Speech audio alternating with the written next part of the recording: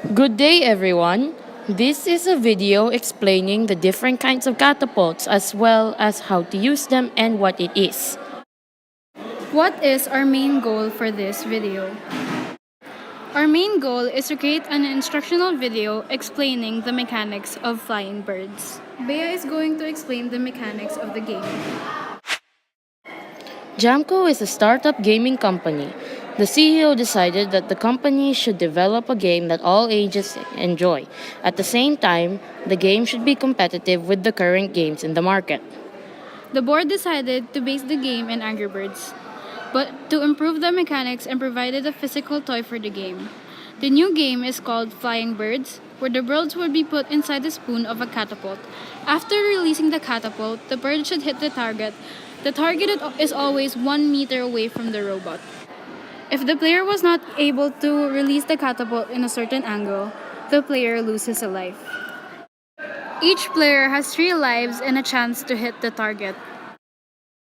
Before we go into programming, we first need to explain the types of catapults and its background history. A catapult is a ballistic device used to launch a projectile a great distance without the explosive devices. It comes from the Latin word catapulta, or in Greek, kata means downward, and palo means to toss. It is invented by the ancient Greeks. Now we have our types of catapult. A trebuchet is a battle machine used in ancient times to throw heavy payloads at enemies. The payload could be thrown a far distance and do considerable damage, either by smashing down walls or striking the enemy while inside their stronghold. Among the various types of catapults, the trebuchet was the most accurate and the most efficient in terms of transferring the stored energy to the projectile. It also allowed greater consistency in the throw due to the fact the same amount of energy could be delivered every time by way of a raised counterweight. A trebuchet works by using the energy of a falling counterweight to launch a projectile, using mechanical advantage to achieve a high launch speed. For maximum launch speed, the counterweight must be heavier than the payload, since that means that it will fall quickly. In some designs, a guide chute is used to guide the sling along and support the payload until the speed is great enough to hold it in the pouch alone. This is a picture of what a trebuchet looks like. Take note of how there is a sling, and that is where the projectile will be placed. The mangonel is what many people think of when they think of a catapult, from the Latin word manganon, meaning engine of war. The mangonel was invented by the Romans in 400 BC. The mangonel consists of a long wooden arm with a bucket, or early models used a sling, with a rope attached to the end. The arm is then pulled back from natural 90-degree angle, and then energy was stored in the tension of the rope and the arm. Then the bucket would be loaded. When released, the mangonel's arm would return to its equilibrium position when it came in contact with the beam or block. The arm would stop, but the missiles stored in the bucket would continue to launch towards the enemy. The mangonel fired projectiles in an overhead arc. The angle of the path of the projectile could be determined by a block placed on the beam that stopped the mangonel's arm by using a block that stopped the arm earlier than 90 degrees. This is a picture of a mangonel. As you can see, there is some sort of spoon-like structure where the projectile will be placed. The ballista is basically a giant crossbow. The word ballista comes from the Greek word ballistus, meaning throw. Believed to have been invented by the Greeks and later modified by the Romans, the ballista was created to amplify range and power of a crossbow and was the earliest catapult. Two wood arms, which look similar to a bow laid on its side, but with a middle section cut out, are attached to a piece of rope. The rope was usually made of human hair or animal sinew. The rope was attached to a winch and pulled back, bending the arm back. When released, the ballista would shoot large arrows or darts towards the enemy with deadly accuracy. Despite its accuracy, it lacked the power of the mangonel and the trebuchet. Compared to the mangonel and the trebuchet, the ballista was extremely accurate, but not as powerful. Instead of shooting out large rocks, it shot out arrows. Here is a picture of a ballista. It does indeed quite look like a large crossbow. Usage of a catapult.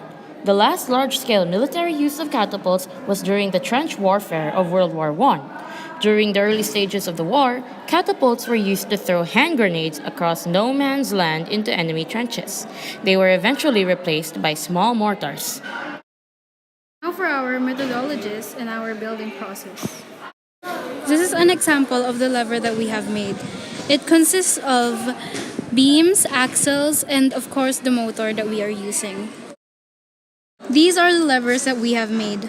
The first lever is 24 centimeters, which is 0.24 meters, and the second lever is 56 centimeters, which is 0.56 meters, and the third lever is 48 centimeters, which is 0.48 meters.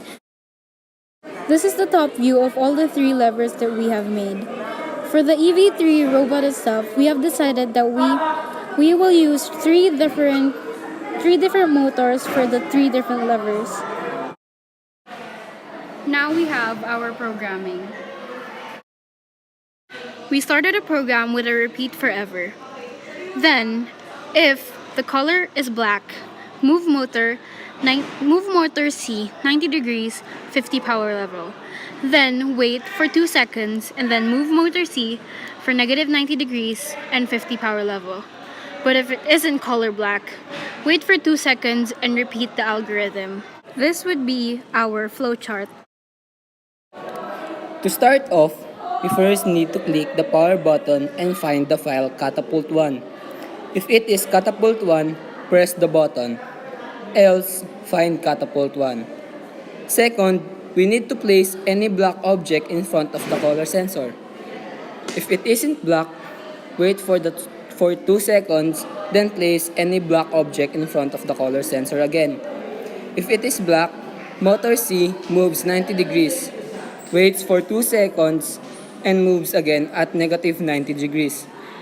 If we are done with the last lever, stop the program. If we are not done, place any black object onto the color sensor again. For data analysis, we have set up 124, 35, and 30 centimeter lever. For lever number 1, which is 24 centimeters, the distance is 42 centimeters or 0.42 meters. The time is 0.64. For lever number 2, 35 centimeters, the distance is 56 centimeters or 0.56 meters. The time is 0.64 seconds. And for lever number 3, we have 30 centimeters or 0.30 meters. The time is 76 seconds. To get the final velocity of the first lever, we need to get the final velocity of the x component and the y component. For the y component, the formula we will be using is distance of x over time. And for the y component, it is gravity times time. After we got the final velocity for the x and y component. For the x component, I got 0.91 meters per second. And for the y component, I got negative 4.51 meters per second. After that, we need to square both x and y components. Then add them together. After we're done adding, we have to get the square root of the final answer. That would be your final velocity. In this case, our final velocity is 4.60 meters per second. For the next lever, we have a 56 meters lever. Our time is 64 seconds.